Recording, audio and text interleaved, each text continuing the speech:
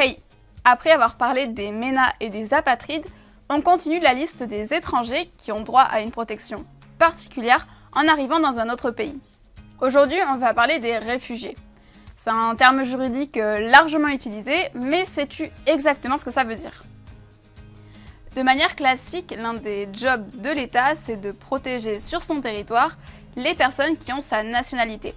Il doit les protéger des possibles attaques internes, comme arrêter les serial killers, mais aussi des attaques externes, comme éviter l'invasion du territoire par le pays voisin. Sauf que cette protection ne s'arrête pas aux frontières de l'État. Ce n'est pas parce que tu pars à l'autre bout du monde en vacances que ton État doit t'oublier.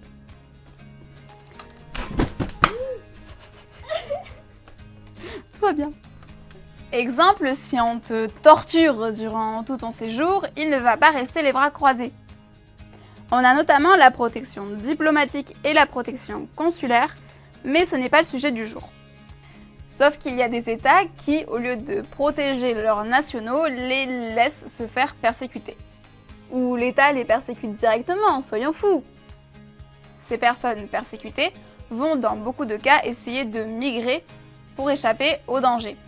Pour gérer ce genre de situation internationale, on a créé le Haut Commissariat des Nations Unies pour les réfugiés et on a rédigé la Convention relative au statut des réfugiés signée en 1951 et complétée par un protocole de 1967.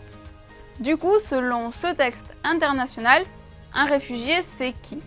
C'est une personne qui est en dehors de son pays, dont elle a la nationalité ou où elle habitait si elle est apatride, car elle y était persécutée ou craignait d'y être persécutée, en raison de sa race.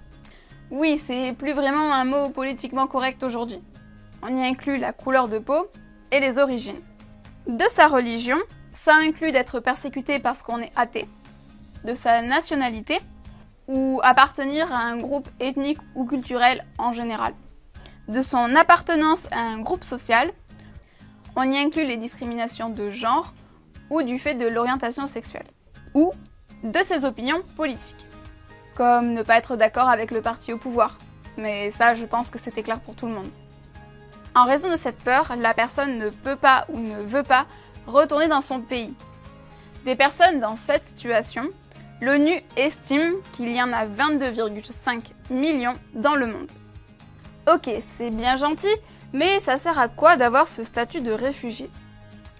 Le fait d'être reconnu officiellement comme réfugié, ça permet de protéger une certaine partie des demandeurs d'asile. Non, rien à voir avec les asiles psychiatriques. L'asile, si le migrant l'obtient, car c'est pas automatique, et dans l'Union européenne, à peu près 80% des demandes sont refusées, permet d'améliorer la situation jusqu'alors illégale en général du migrant. S'il est persécuté dans son pays d'origine, il va difficilement pouvoir demander un passeport pour en sortir, si tu vois ce que je veux dire.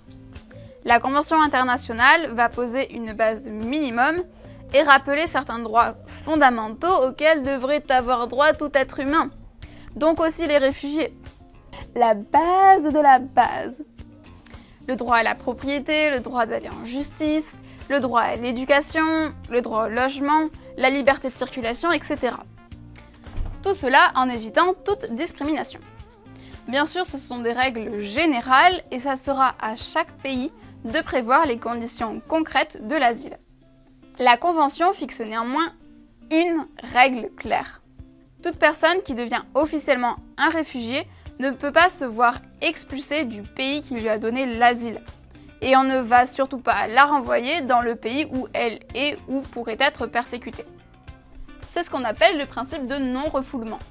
Pour ceux qui n'arrivent pas à obtenir l'asile, c'est dans beaucoup de cas retour à la case départ avec le renvoi dans le pays d'origine. Au niveau des États de l'Union européenne, il existe des règles communes, ce qui inclut l'Espagne, l'Italie et la Grèce.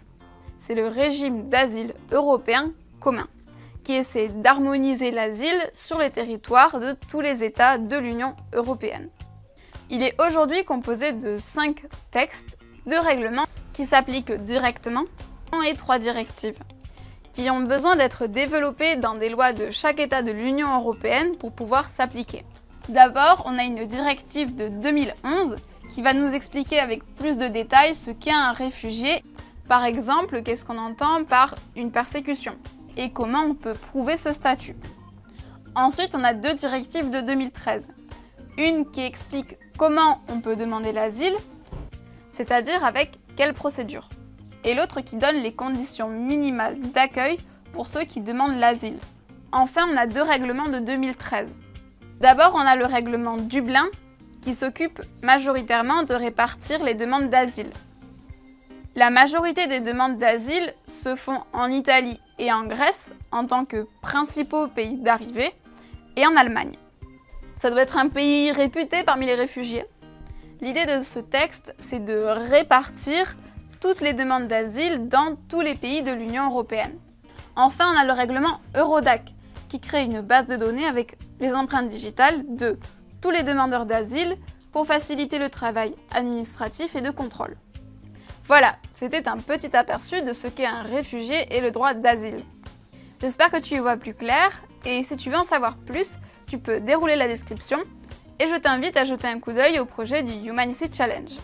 Et abonne-toi si tu veux me voir dans ton fil d'actualité. Oh oui, celle-là j'aime bien. Sur ce, plein de bisous et soignez vos droits. D'abord, le règlement Dublin s'occupe de répartir les demandes d'asile. Le règlement du blé.